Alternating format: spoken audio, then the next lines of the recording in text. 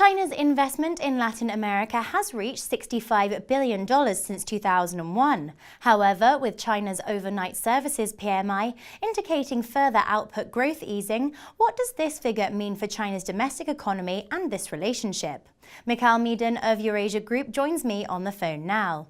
Michal, China's overnight services PMI data saw total output and new orders increase further, but at weaker rates. What for you are the contributing factors here, and what is the ripple effect for China's economy? We've seen slow demand growth, but we're still in positive territory for the PMI. For the PMI data, we're still above 50, and it's a small decline from August's 52.8. We're at 52.4 this month. Monthly figures in China should always be taken with a pinch of salt, and we do need to look at the longer term trajectory, which I think still remains positive. I mean, there is a slowdown in demand, there's tighter lending in China, but the story really is, and it remains political. It is about the government signaling that it is willing to tolerate slower growth, and it is changing the way business is done and the economy is run in China. Xi Jinping just this weekend said that growth could be at around 7% this year. The official government target is 7.5%, and unlike in previous years where Beijing has tended to overshoot the official growth rates, this year it is highly likely that we will be around that 7 to 7.5%. The China-Latin America relationship is one which has grown rapidly as China has sought to be the prime lender in Latin America. Can you expand on this relationship for us? There are a number of factors that contribute to this sort of positive momentum and positive trajectory in China-Latin America relations. There's the complementarity of the economic structures where China consumes commodities, both metal mining but also agricultural commodities, and that will increasingly be something of greater importance to China as it pursues its urbanization drive.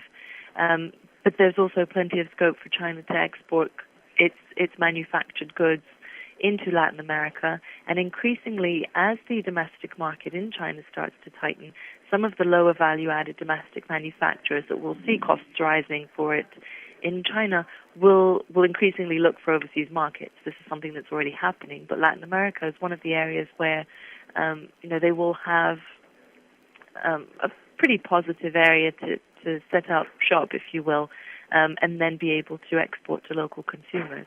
China now plans to increase investment in Latin America infrastructure projects in a move to adjust China's trade structure and diversify its interests. But is this plan a mutually beneficial one in your view?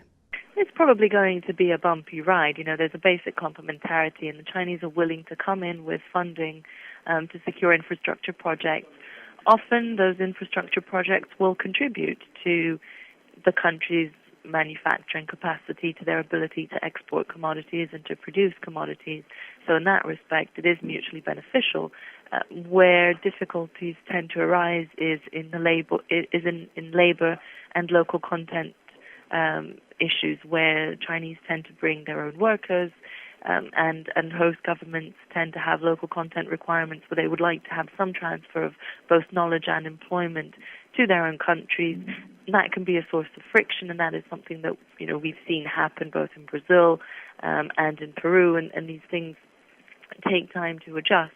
But overall, as long as the Chinese investors heed the claims or the cries of the host government, then again it adjusts itself over time, and it becomes a relatively good proposition for both sides, especially since the Chinese these days do have capital to lend, and they tend to do it at relatively attractive rates or with more lenient terms. Sometimes the loans can be repaid with commodities, or they can be repaid on an extended time frame. So for countries that find themselves with the back against the wall in terms of international lending or lending from traditional banks or international institutions, they find this as a good alternative.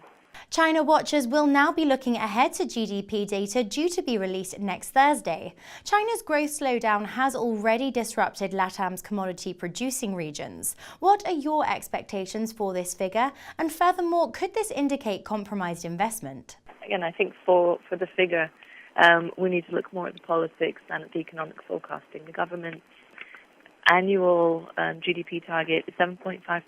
Xi Jinping and his finance minister, the President Xi Jinping and the finance minister Liu Wei, a couple of months back, have already signaled that they're just as comfortable with a 7% growth figure.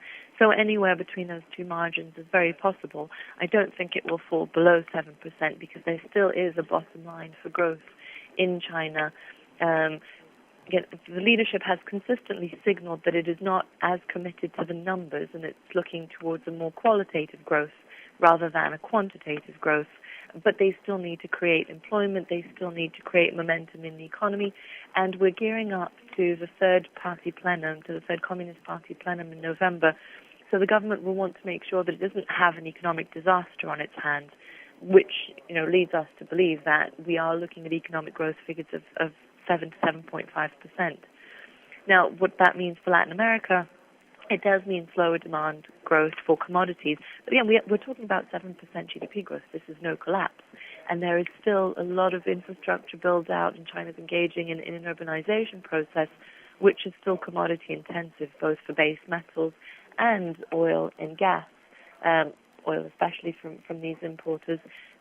So slower demand growth will have a burden, will take its toll on some of these exporting economies. But if you look, for example, at Argentina's exports to China are sort of under 3% of its GDP. Same goes for Brazil. Peru and Chile are more exposed to the Chinese growth, with Peru at roughly almost 4% of its exports, sort of 4% of its GDP in exports to China.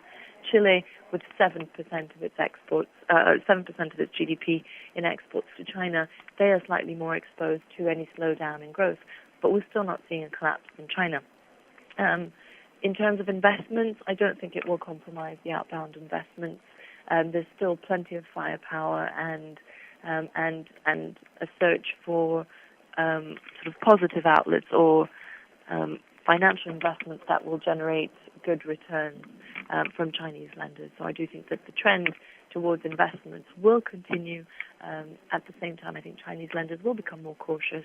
They will look to mitigate both financial and political risk more systematically than they have in the past. Michal, many thanks for your comments. Coming up today on Dukascopy TV, we'll be taking a look at UK data, and Elaine Stenson will be bringing you the latest on solar power, so don't go away. Goodbye for now.